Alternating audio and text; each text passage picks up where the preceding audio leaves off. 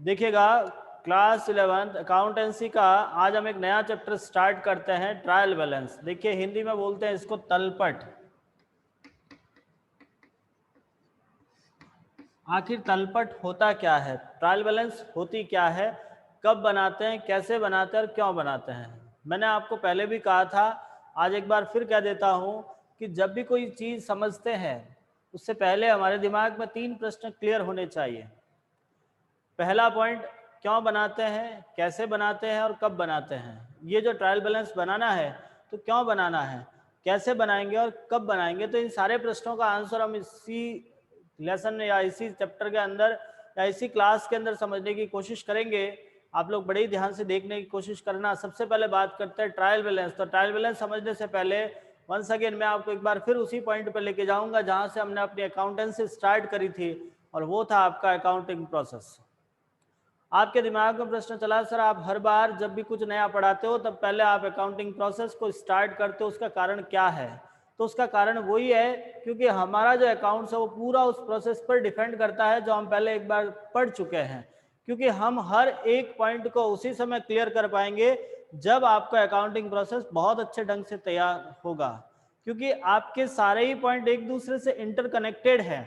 हम 11th class के जो अकाउंट्स पढ़ते हैं तो वो हर एक पॉइंट एक दूसरे से इंटरकनेक्टेड है। आप लोग अभी तक जो चीज पढ़ चुके हो उसमें कुछ आपने फील भी किया होगा कि जब हमने जर्नल बनाई तब जाके लेजर क्रिएट हो गई, लेजर बनाएंगे तब जाके आगे काम होगा। तो हम यहाँ पे एक बार फिर से आपके अकाउंटिंग प्रोसेस बताते हुए इस चैप्टर को स्टार्ट करते हैं। उम्मीद करता हूँ आप मेरी बात बड़े ही ध्यान से सुनोगे और समझने की कोशिश करोगे। First of all we have accounting process, and accounting process is three step in accounting process. First is प्रारंभिक लेखे,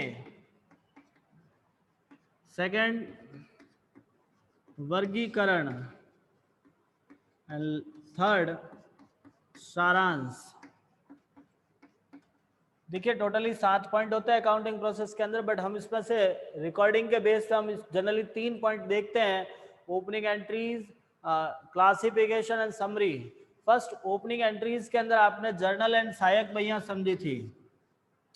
ओपनिंग एंट्री में आती है आपके पास एक तो जर्नल और एक आती है सहायक बहियां।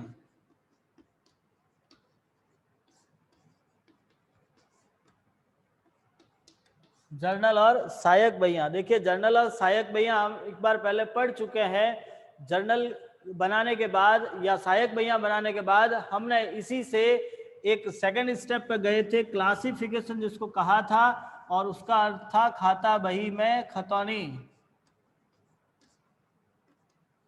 लेजर पोस्टिंग जिसको कहा था। लेजर आपका जब तक जर्नल और सहायक बही नहीं बनेगी तब तक पॉसिबल नहीं है। हम डायरेक्टली लेजर नहीं बनाते, हम पहले जर्नल एंड सब्सिडियरी बुक्स तैयार करते हैं, उसके बाद लेजर बनता है। और लेजर बनाने के बाद अपना लास्ट पॉइंट आता है सारांश, जिसको हम अंतिम खाते कहते हैं। अंतिम खाते मीन्स आपको 3 खाते बनाने होते हैं, trading, profit and loss and balance sheet. ये तीनों आपके एक साल या एक अकाउंट का एट लास्ट पॉइंट होता है। हम जानते हैं हम बिजनेस क्यों करते हैं। हम बिजनेस करते हैं प्रॉफिट एंड लॉस अर्न करने के लिए, और अकाउंट्स क्यों करते हैं, हमने कितना प्रॉफिट एंड लॉस अर्न किया है उसकी कैलकुलेशन करने के लिए। देखिए दोनों एक दूसरे पर इंटरकनेक्टेड है कि आपने बिजनेस क्यों किया, क्योंकि लाभ हानि कमाने के लिए, और अकाउंट्स क्यों बनाए, कितना लाभ हुआ हानि हुई उसका पता लगाने के लिए। तो एटलीस्ट जब आपका साल पूरा होगा हमें कितना प्रॉफिट हो रहा है लॉस हो रहा है उसका पता हम फाइनल अकाउंट बना के पता लगाते हैं। और फाइनल अकाउंट उस समय बनेगा जब आपकी जर्नल हो जाएगी, लेजर हो जाएगी, तभी आप फाइनल अकाउंट बना पाओगे। आपके दिमाग में एक प्रश्न चल रहा है कि सर आप तो तलपट पढ़ाने वाले थे, इन चीजों में तलपट तो कहीं आई ही नहीं है, तलपट का क्या रोल है। तो देखिएगा अब हम आपको तलपट का रोल बताते हैं कि जब आपने लेजर कंप्लीट कर लिया है और फाइनल अकाउंट बनाने जा रहे हो, उससे पहले आप अपने जितने अकाउंट पूरे कंप्लीट कर दिए हैं उनका एक बार रिवाइज करते हो, कहीं हमने कोई मैथमेटिकल एरर तो नहीं किया है, कहीं कोई उसमें गलती तो नहीं हुई है। देखिए हम सब मानव है, इंसान है, एटलीस्ट जो हम अकाउंटिंग या काम करते हैं वो कहीं ना कहीं गलती हो सकती है। देखिए एक शब्द आता है गलती, मिस्टेक। मिस्टेक क्या मीन्स होती है मिस्टेक की? मिस्टेक का मतलब होता है जो अनजाने में कोई कारण हो गया है। जानबूझ के तो हम गलती होती नहीं है, अनजान में हमको नहीं पता था, गलत लिख दिया है, और उसका जो प्रभाव हमें आगे पड़ने वाला है उसी को रोकने के लिए हम एक तलपट बनाते हैं। तलपट बनाने का मेन उद्देश्य यही होता है कि जो अभी तक आपने काम कर लिया है उसमें किसी प्रकार की कोई गणितीय अशुद्धि ना हो। देखिए अपने पास एक गणितीय अशुद्धि होने के चांसेस ज्यादा बनते हैं। छोटे छोटे ट्रांजैक्शन होते हैं, 10, 20, 50, 100, 500, 1000, 1500 इस प्रकार के अमाउंट होते हैं, और उन अमाउंट को लिखने में कहीं इधर उधर गलती हो जाए, कोई साइड मिस हो जाए, तो कहीं ना कहीं हमारे पास किसी भी प्रकार की कोई मिस्टेक ना हो, उसी के सेटिस्फिकेशन के लिए हम एक स्टेटमेंट तैयार करते हैं, उसी को हम ट्रायल बैलेंस कहते हैं। तो तलपट आज हम इसको समझने वाले हैं, तलपट आखिर होता क्या है। तो हम इसके तलपट के बारे में थोड़ा सा जान चुके हैं कि तलपट आपके द्वारा बनाए गए जर्नल लेजर के अंदर किसी प्रकार की गणितीय अशुद्धता ना हो, उसके लिए हम एक तलपट बना के पता लगाते हैं कि हमने जो काम किया वो सारा सही है गलत है। तो सबसे पहले हम जानने की कोशिश करते हैं तलपट का अर्थ, तलपट के उद्देश्य और तलपट बनाने की विधियां। 3 पॉइंट है इस ट्रायल बैलेंस से रिलेटेड। तो स्टार्ट करते हैं अपन। सबसे पहले मीनिंग ऑफ ट्रायल बैलेंस आप जरूर देखिएगा बोर्ड से, हम बोर्ड पे लिखकर समझाने की कोशिश कर रहे हैं। देखिएगा सबसे पहले हम जानते हैं तलपट का अर्थ। तो तलपट एक सूची है जिसे गणितीय शुद्धता की जांच के लिए बनाई जाती है। तलपट एक सूची है, सूची का मीन्स होता है एक लिस्ट होती है जिसको हम गणितीय शुद्धता की जांच के लिए बनाते हैं कि हमने जो ये काम किया है, चाहे वो जर्नल हो, लेजर हो, सहायक बहियां है या तलपट खुद ही क्यों ना हो, जो हमने बनाई है उसके अंदर हमारे पास जितना भी हमने अमाउंट लिखा है वो कहीं ना कहीं सही है। इस बात की पुष्टि करने के लिए हम एक स्टेटमेंट तैयार करते हैं, एक लिस्ट तैयार करते हैं, उसी को ट्रायल बैलेंस कहते हैं। ट्रायल बैलेंस एक निश्चित तिथि को होता है। पॉइंट आप इस पर थोड़ा सा फोकस कीजिएगा। निश्चित तिथि मतलब ये हर रोज नहीं बनाई जाती है, एक फिक्स टाइम के बाद हम इसको तैयार करते हैं। वो आपके व्यापारी पर निर्भर करता है, वो आपके अकाउंटेंट पर निर्भर करता है कि वो इसको कब बनाए। आप हर महीने की लास्ट डेट को भी बना सकते हो, आप हर 3 महीने बना सकते हो, आप हर 6 महीने, हर 12 महीने, वो आप पर डिपेंड करता है। वो ऐसा कोई इश्यू नहीं है कि आपको कौन सी डेट को बनाना है, बट बनाना एक निश्चित तिथि को है। फिक्स डे आपका ट्रायल बैलेंस प्रिपेयर होता है। नेक्स्ट हम बात करते हैं ट्रायल बैलेंस बनाने के उद्देश्य, क्यों बनाए जाते हैं। तो मुख्य 3 उद्देश्य मैंने आपके बोर्ड पर लिखे हैं। इसमें पहला आता है आपका गणितीय शुद्धता की जांच। देखिए तलपट बनाने का मुख्य उद्देश्य होता है गणितीय शुद्धता की जांच करना, कि आपने जो अपना काम किया है वो चाहे तलपट में हो, ट्रायल बैलेंस में हो, सब्सिडियरी बुक में है, लेजर में है, कहीं पर भी आपने जितना भी काम अभी तक कर लिया है वो सारा का सारा सही है, गणितीय शुद्धता है, उसमें किसी प्रकार की कोई मिस्टेक नहीं है। इस बात की पुष्टि करने के लिए हम ट्रायल बैलेंस बनाते हैं। और नेक्स्ट पॉइंट इज सेकंड है अंतिम खातों का आधार। देखिए आप ट्रायल बैलेंस बनाने का अपना एक उद्देश्य ये भी होता है कि जो हमने लेजर बनाई है, देखिए हमने लेजर में बहुत सारे अलग अलग खाते खोले होते हैं। लेजर हमारे पास जिस प्रकार से जर्नल हुई है उसी जर्नल को हम हूबहू आगे कॉपी करते हैं और उस कॉपी के अंदर बहुत सारे अकाउंट खोलते हैं। जब आप ट्रायल बैलेंस बनाओगे तो हमारे पास में वर्कलोड बहुत ज़्यादा हो जाता है यदि हम लेजर से डायरेक्ट बना रहे हैं, क्योंकि एक एक अकाउंट को ढूंढ ढूंढ के लिखना पड़ता है। तो उसी को हमने अपनी थोड़ी सी सहूलियत के लिए, थोड़ी आसानी के लिए हम एक ट्रायल बैलेंस बना के सारे ही अकाउंट को एक लिस्टेड कर लेते हैं, ताकि आपको बनाना थोड़ा आसान होगा। मैं इसको प्रैक्टिकली आपको बता दूंगा कि किस तरह से फाइनल अकाउंट बनाने में हमें ट्रायल बैलेंस ईजी होता है। देखिए फाइनल अकाउंट आपके जो एनसीईआरटी के सेकेंड पार्ट है 11th क्लास का, जो फर्स्ट पार्ट में टोटल 8 चैप्टर दिए हुए हैं, सेकेंड पार्ट में आपका 9, 10 चैप्टर है, उसी में आपको फाइनल स्टेटमेंट दिए हुए हैं, फाइनल अकाउंट बनाए हुए हैं। तो जब आप सेकंड पार्ट स्टार्ट करोगे तब आपको वहां पे मैं फाइनल अकाउंट समझाऊंगा और उस समय इस ट्रायल बैलेंस का रोल भी बताऊंगा। फिलहाल आप इसको एक पॉइंट के बेस पे समझने की कोशिश करना कि it is the base of final account, कि फाइनल अकाउंट का बेस होता है, नेक्स्ट एंड लास्ट पॉइंट होता है it is summary of ledger. ये लेजर की समरी होती है, ये खाता बही का सारांश होता है जो आपने खाता बही बनाई है। देखिए लेजर के अंदर यदि किसी पर्टिकुलर पर्सन के बारे में आपको या पर्टिकुलर अकाउंट के बारे में यदि आपको जानना है तो उसे ढूंढना काफी मुश्किल हो जाता है। तो इसके लिए हम ट्रायल बैलेंस बना लेते हैं ताकि हम एक एक अकाउंट की एक लिस्ट मिल जाती है, पर्टिकुलर उस अकाउंट्स की लिस्ट हमारे पास में है जिसका बैलेंस आपको देखना है, तुरंत ही उस लिस्ट से हम उसका बैलेंस चेक कर सकते हैं। तो ये कॉमन उसके मीनिंग थे, डेफिनेशन सॉरी उसके उद्देश्य थे। अब हम ट्रायल बैलेंस बनाने की कुछ विधियां समझते हैं कि ट्रायल बैलेंस कैसे बनाया जाता है, उसका क्या फॉर्मेट रहता है, वो थोड़ा सा समझने की कोशिश करना। देखिएगा, ट्रायल बैलेंस बनाने के लिए हमारे पास 3 मेथड है। पहला मेथड आता है योग विधि, दूसरा शेष विधि और तीसरा योग शेष विधि। देखिए, योग विधि को हम इंग्लिश में बोलते हैं टोटल मेथड, दूसरा आता है बैलेंस मेथड और तीसरा है आपका total balance method. Total method, balance method and last is total and balance method. ये तीनों ही मेथड आपके लेजर पर डिपेंड करते हैं।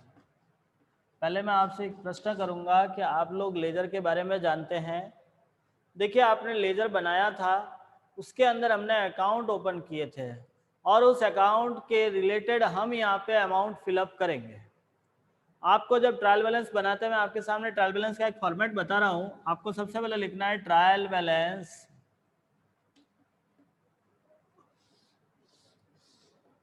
इसके फॉर्मेट के तौर पे आपके पास कुछ कॉलम होते हैं। जैसे सबसे पहला कॉलम आप बनाया एसआर नंबर, एसआर नंबर, फिर लिखते हैं हम नेम ऑफ लेजर अकाउंट, इसके बाद LF, इसके बाद वही आपको अमाउंट फिलअप करना है, अमाउंट डेबिट एंड क्रेडिट। ये आपका ट्रायल बैलेंस का फॉर्मेट होता है। जब आप ट्रायल बैलेंस का फॉर्मेट समझोगे तो हमारे पास सबसे पहला आता है SR number, name of ledger account, LF, amount debit and credit. देखिए, इसके अंदर आपको लिखना कैसे है, तो उसके लिए आपको पहले लेजर समझनी होगी। आई थिंक आपको लेजर आती है, हमने लेजर बताई है। उसी लेजर को लेकर हम यहाँ पे काम करेंगे। तो आप सबसे पहले जितने लेजर में अकाउंट खोले उन सारे अकाउंट का नाम लिखते हो। अब इन मेथड पे डिपेंड होता है। यदि आप टोटल मेथड लिखा है तो लेजर के एक अकाउंट की 2 साइडें होती हैं। कैसे होती है वो भी हम आपको दिखा देते हैं। एक बार आप लोग ध्यान से देखिएगा। हम आपके सामने एक अकाउंट बनाते हैं। जब आप लेजर बनाते हो तो आपके पास एक अकाउंट की 2 साइडें होती है, डेबिट एंड क्रेडिट साइड। जैसे हमने मान लीजिए कैश अकाउंट बनाया, मैं आपके सामने एक छोटा सा अकाउंट बना रहा हूं, कैश अकाउंट, ठीक है। अब आपके इस अकाउंट की 2 साइड हैं। ये साइड आपकी क्रेडिट होती है, ये साइड आपकी डेबिट होती है। देखिए, साथ में मैं आपको ये दोनों ही बताऊंगा, debit balance and credit balance भी कैसे निकालते हैं।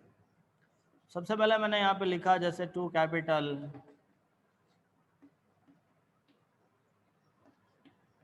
मैं एक कैश अकाउंट बना रहा हूँ, एक ऐसे ही काल्पनिक खाता है ये।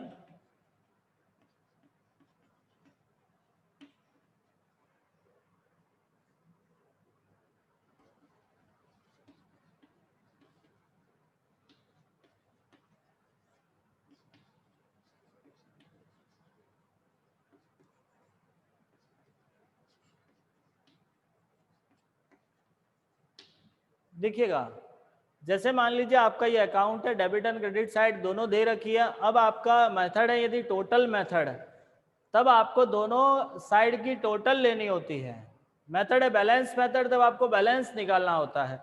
तो फिलहाल हम यदि टोटल समझते हैं तो टोटल का मीन्स हमारे सामने ये रहता है कि जैसे आपका ये अकाउंट है कैश अकाउंट, इसकी डेबिट साइड का टोटल आप देखोगे 40 प्लस 10 50 प्लस 2 52,000।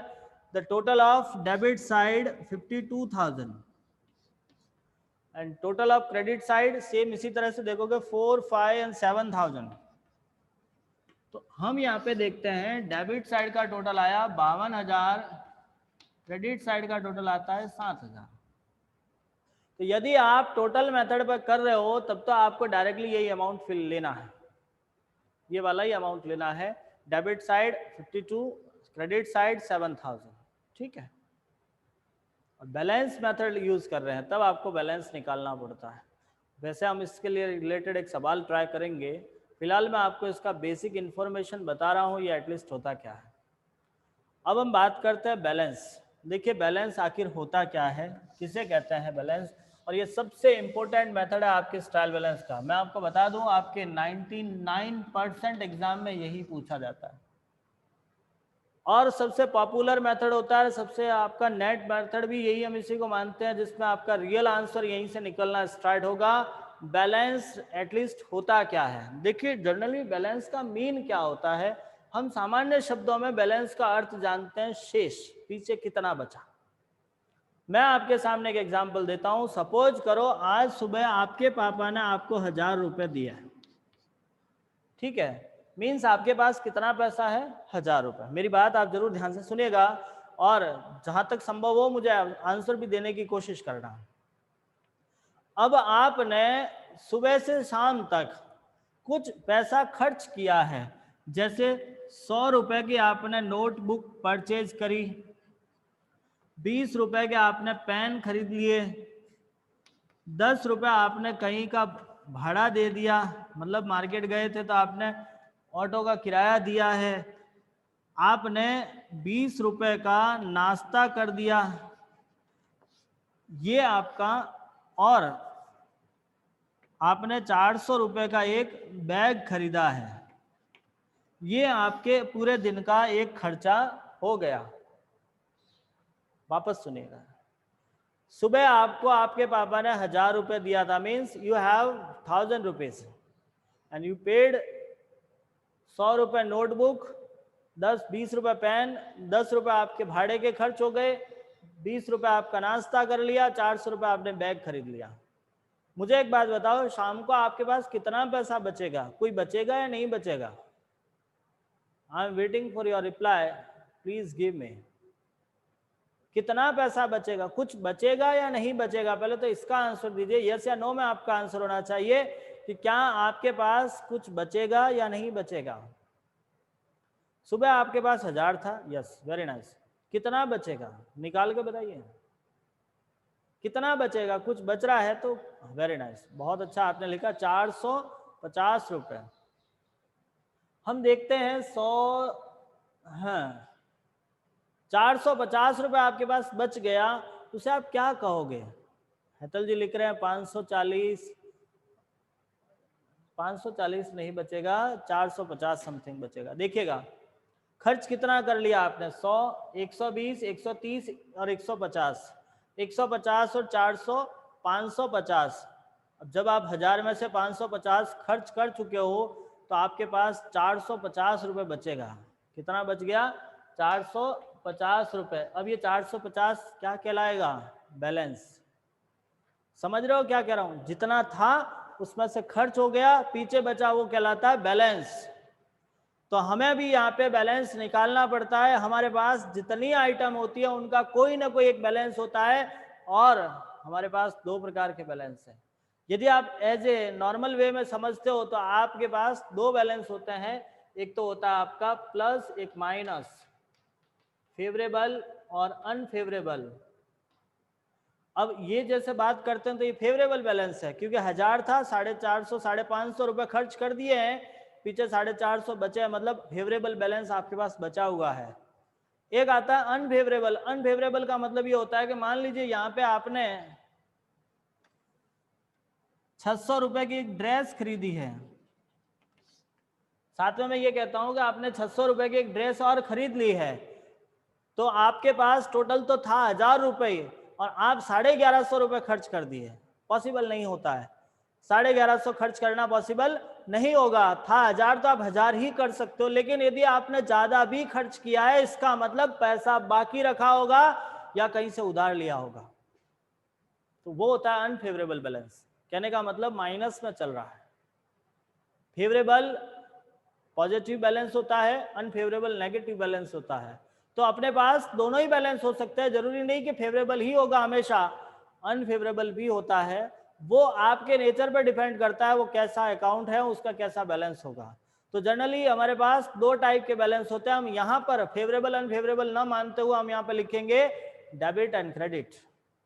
तो एक बात आप बड़ी ध्यान से समझने की कोशिश करना, आपके पास 2 बैलेंस होते हैं। पहला बैलेंस होगा डेबिट, दूसरा होगा क्रेडिट।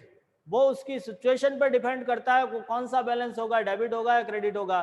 तो अब जनरली मैं आपको एक छोटा सा पॉइंट पूछता हूँ, एज ए मैथमेटिक्स, आपने 10वीं तक मैथ्स पढ़ा है और उसी के बेस पे मैं आपको एक प्रश्न करता हूँ कि मान लीजिए आपके पास 1000 रुपए प्लस के हैं और 400 रुपए माइनस के हैं, तो पीछे बैलेंस कितना बचेगा?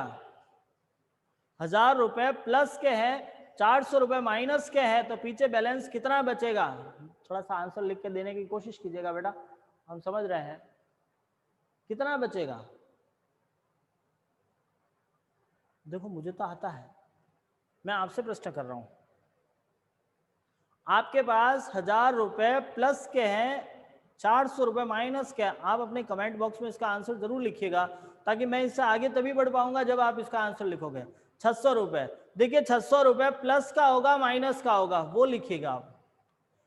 छोटी सी क्लास में आपने साइन लगाना समझा था कि जो संख्या बड़ी है, जो संख्या, वेरी नाइस, जो संख्या बड़ी है उसका क्या साइन है वही साइन आगे चलता है। मैं कहता हूं 1000 रुपए प्लस का है, 400 रुपए माइनस का है, तो 600 रुपए प्लस का होगा। यदि यहाँ पर 1200 रुपए प्लस का और माइनस का 1500 रुपए होता तो आप कितना लिखते? यदि 1200 रुपए प्लस का 1500 रुपए माइनस का होता तो हमारे पास 300 रुपए माइनस के आते हैं। समझ में आता है मैं क्या कह रहा हूं? ये प्लस माइनस का खेल समझ में आ गया आपको, कि यदि आपका प्लस 1500 है, माइनस 1200 है, तब तो 300 प्लस का, और यदि आपका माइनस 1500 का है और प्लस 1200 का है तो 300 रुपए माइनस का। मतलब एक छोटा सा कॉन्सेप्ट है, जो साइन ज्यादा है, ज्यादा संख्या जिस साइन की है वही साइन हम आगे फॉरवर्ड करते हैं। तो अपने यहाँ पर भी यही काम करते हैं, डेबिट एंड क्रेडिट। जो साइड ज्यादा है वही बैलेंस होता है। एक अकाउंट के दो साइड होती है, debit side and credit side. आप दोनों साइड की टोटल लगाओगे, दोनों साइड में से जो साइड ज्यादा है वही आपका बैलेंस होगा। जैसे हम यहां समझते हैं, आपके कैश का डेबिट साइड कितना है? 52,000, क्रेडिट साइड इज 7,000। तो 52 में से 7,000 लेस करो, पीछे कितना बचा? बड़ा आंसर फास्ट दीजिए ताकि मुझे मजा आएगा आपको पढ़ाने में। कितना बचेगा? 52 में से 7,000 गया, पीछे कितना बचा? 45,000। पाउंड कितना बचेगा? 45,000। अब मुझे ये बताओ, ये 45 किसका होगा? डेबिट का होगा, क्रेडिट का होगा? अब 52,000 is debit and 7,000 is credit, so our 45,000 is debit and credit. कौन सा बैलेंस होगा ये आपका? बोलो रे, लिखो फटाफट भाई। डेबिट का 52,000 है, क्रेडिट का 7,000 है, तो आपका पीछे बचा 45,000 किसका होगा? अभी हमने एक ही कॉन्सेप्ट सीखा है, जो साइड ज्यादा है, जो वैल्यू ज्यादा है वही आपका साइन होता है। तो यहाँ आपका ज्यादा क्या है? डेबिट साइड ज्यादा है, तो हमारे पास 45,000 किसका होगा? डेबिट का। वेरी नाइस, बहुत बढ़िया। समझ में आ रहा है आपको ये बैलेंस कैसे निकालना? तो अब आपको काम बहुत ही आसान है। अपने पास लेजर होगी पूरी, उस लेजर के अंदर आपको अलग अलग अकाउंट दे रखे होंगे, उस अकाउंट की दोनों साइड की टोटल लगानी और लगा के उसका बैलेंस आपको निकालना होगा। जो साइड ज्यादा होगी उसमें से आपको कम को घटाना है, और जितना पीछे बचता है वही आपका बैलेंस होगा, उसी को आप कहोगे। और साइड कौन सी लेनी है तो वो उसके बैलेंस पर डिपेंड करता है। डेबिट साइड ज्यादा है तो डेबिट साइड में, क्रेडिट साइड ज्यादा तो क्रेडिट साइड में। जैसे मैं आपके सामने एक और अकाउंट बनाता हूं, उस पर थोड़ा सा आप लोग फोकस कीजिएगा कि उसका कौन सा बैलेंस होगा। ठीक है, अपन एक छोटी सी प्रैक्टिस करते हैं, आप उसका बैलेंस देखने की कोशिश करना, क्योंकि जब तक आप बैलेंस निकालना नहीं सीखोगे, ट्रायल बैलेंस में बहुत मेहनत करनी पड़ेगी आपको, पूछा जाता है। इसलिए मैंने अकाउंट बनाया, परचेज अकाउंट।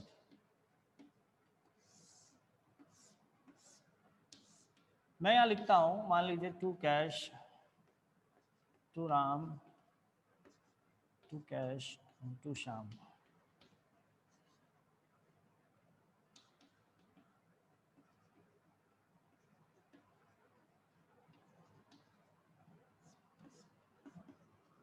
बाय ड्राइंग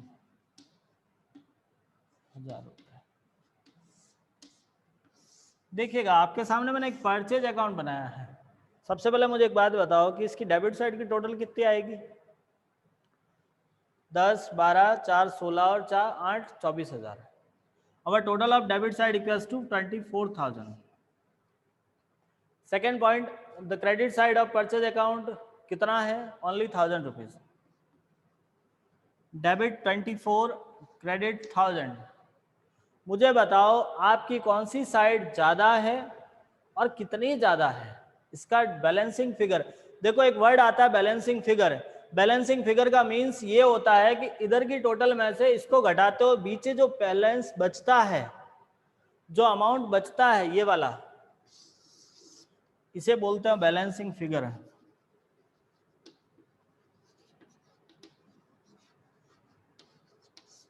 और ये जो होगा वो डेबिट होगा, वो बैलेंस होगा। तो बैलेंस मतलब साइन होता है, बैलेंसिंग फिगर मतलब अमाउंट होता है। तो इन दोनों के बीच कितना बैलेंसिंग फिगर है? 23,000 डेबिट बैलेंस। बहुत बढ़िया, वेरी नाइस। तो समझ में आ गया आप लोगों को ये कैसे करना है। चलिए एक छोटा सा पॉइंट और देता हूं मैं आपको, जो भी आप एक बार समझ लीजिए, उसके बाद हम इस टॉपिक को यहीं पे क्लोज करेंगे और नेक्स्ट आगे ट्रायल बैलेंस समझने की कोशिश करेंगे। एक छोटा सा पॉइंट है, ज़्यादा लंबा चौड़ा नहीं है। मैं एक अकाउंट आपके सामने बनाता हूं, जैसे मान लीजिए ये अकाउंट है।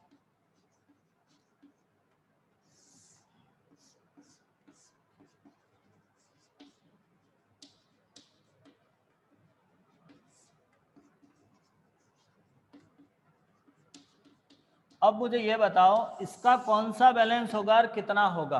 आपके पास अकाउंट बना हुआ है कैपिटल। द कैपिटल अकाउंट के क्रेडिट साइड में आपके पास पोस्टिंग कर रखा है by cash and by stock. Debit side में कुछ नहीं है। तो आप बताओ मुझे इसकी टोटल या इसका बैलेंस कितना होगा? बता सकते हो आप लोग कितना हो सकता है? देखिए मैं बता देता हूँ। एक ऐसा अकाउंट जिसकी एक ही साइड में पोस्टिंग हुई है, वेरी नाइस, बहुत बढ़िया। 50,000 इज क्रेडिट। थोड़ा सा एक्सप्लेन कर लेता हूं मैं आपके सामने। हेतल जी का बहुत अच्छा आंसर था कि आपका क्रेडिट साइड में ही अमाउंट आया है, डेबिट साइड में कुछ नहीं है। इसका मतलब हम यहाँ पे जीरो समझेंगे, जीरो। जब डेबिट साइड में कोई नहीं लिखा इसका मतलब जीरो है। क्रेडिट साइड का टोटल आ गया 50,000 क्रेडिट, डेबिट साइड जीरो, तो आपका बैलेंस कितना होगा? 50,000 क्रेडिट। तो ये काम आपको करना है। हम इससे आगे ट्रायल बैलेंस को सीखने से पहले एक बार लेजर को कंप्लीट करेंगे। लेजर का बैलेंस निकालना सीख रहे हैं और बैलेंस निकालने के साथ साथ हम आगे वाले कल से क्वेश्चंस ट्राई करेंगे। उम्मीद करता हूं आपको ये चीजें समझ में आई होगी। एक बार आप बुक से इसका रीडिंग जरूर लगाइएगा। यदि बीच में कोई डाउट आते हैं आप हमें जरूर कांटेक्ट कीजिए। धन्यवाद।